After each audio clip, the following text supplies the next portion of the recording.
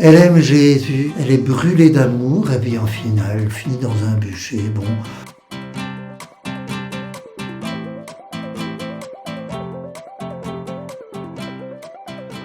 Je suis le père Antoine Baron, originaire du sud de Chartres, en Beauce. Je suis né il y a maintenant bientôt 65 ans. J'ai été ordonné prêtre le 8 décembre 1984 à Notre-Dame de Paris. Pauvre cathédrale, ça lui a pas bien réussi. J'ai exercé mon ministère à Paris pendant 36 ans avant que Monseigneur Berthet me demande de venir à Domremy pour assumer la charge de recteur. On me dit recteur, le suis-je ?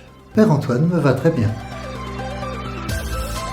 Le sanctuaire, la basilique nationale Sainte-Jeanne d'Arc, est situé à 2 km du village natal, avec la maison où Jeanne a vécu et l'église paroissiale. Sur les pentes du Bois Chenu a été bâtie cette basilique nationale dans les années 1880 jusqu'à la canonisation 1920, avec des pèlerinages considérables. Il y a encore 50 ans, 60 ans, il y a eu des pèlerinages avec 50 000 personnes en pleine nature, en plein désert. Ce sanctuaire est à la fois totalement isolé et dominant absolument le paysage, les Vosges de la Plaine. On voit la basilique à 30 km alentour. C'est saisissant. Alors par ailleurs, cette pente du Bois Chenu, tous les matins, on a un spectacle fabuleux avec le lever du soleil. Il y a une lumière, il y a une douceur, il y a une paix. Il y a la Meuse charmeuse, amuseuse, enjôleuse, les vaches et les moutons.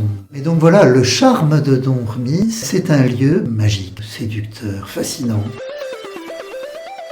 Elle avait 19 ans, née en 1412 au village de Domremy. Un itinéraire à la fois tout simple. Elle reçoit ses premières voix à l'âge de 12-13 ans et elle met 4-5 ans avant de pouvoir partir à vos couleurs, obtenir un cheval, une petite escorte pour être menée à Chinon. Et là, l'aventure commence. La prise d'Orléans, les différentes villes des bords de Loire libérées par Jeanne, jusqu'à la grande bataille de Patay, le 18 juin 1429. Ce sont les Anglais qui se prennent de la part de Dieu et de Jeanne une pâtée. Jeanne fait partie des 4 personnages les plus célèbres dans le monde entier dès qu'on parle de la France. Il y a certainement Louis XIV, Napoléon. Non, pardon, on va mettre Jeanne en premier. Allez, Jeanne d'Arc, Louis XIV, Napoléon, Charles de Gaulle. Je crois que c'est ça. Jeanne d'Arc est un héros de la République, si on peut dire, fêté en général le 8 mai, date de la délivrance d'Orléans. La fête liturgique catholique de Jeanne, c'est le 30 mai, à cause du 30 mai 1431, le jour où Jeanne a fini sa vie en s'en remettant à Dieu du tout d'elle-même, dans les flammes sur un bûcher anglais à Rouen. C'est une adolescente humble, entière. Oui, c'est oui. Non, c'est non. Tout le reste vient du démon. Donc humble, entière, peur de rien sauf de déplaire au bon Dieu. Elle aime Jésus, elle est brûlée d'amour, et puis en finale, elle finit dans un bûcher, bon. Et on la découvre meneuse d'homme à un point. Elle a jamais fait de cheval, elle monte à cheval. Elle a jamais piloté une armée, elle commande. Elle a jamais fait de stratégie militaire. Elle arrive sur un champ de bataille, elle dit il faut attaquer là, il faut sortir par là, etc., etc. Elle a une espèce d'intelligence qui lui vient de Dieu, qui fait que, voilà, c'est tout droit, elle est pure, elle est claire, voilà.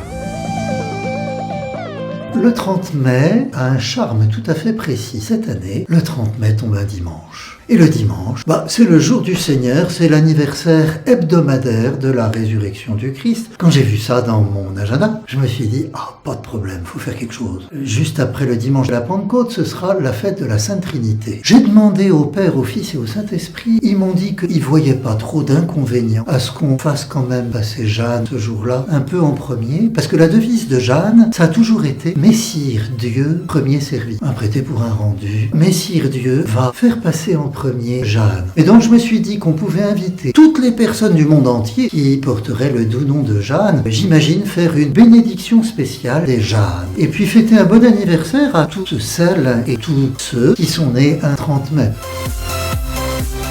La célébration est centrée sur la messe dominicale où nous fêterons la Très Sainte Trinité et Jeanne d'Arc. Le matin, rendez-vous pour les jeunes à Notre-Dame de Bermond à 8h. On chanterait les laudes, ensuite on prendrait un petit déj avec ce que chacun a apporté. Puis sur le coup de 9h, on se met en route, on monte à pied à la basilique. Et ensuite il y a la messe à 11h, de 14h à 18h. On va faire le chemin avec Jeanne en botte de 7 lieues joanniques qu'elle a parcouru. J'ose pas trop déflorer les surprises, mais j'ai invité un ministre, j'en dis pas plus. Je rêve de voir arriver sur la place le garde champêtre, avec son tambour ou sa trompette. Il va donner la parole à un petit bonhomme à lunettes rondes, je crois qu'il s'appelle Charles. Pas Charles de Gaulle, hein, non, Charles Péguy. Et Charles Péguy donnera la parole à Jeanne, comme il a su le faire dans ses poèmes. Il fera beau, j'ai oublié de vous dire. Ah oui, il fera beau. J'ai commandé le soleil. Et quelquefois, il y a des retards dans la livraison. Bon, on verra. Mais m'est avis qu'il fera beau.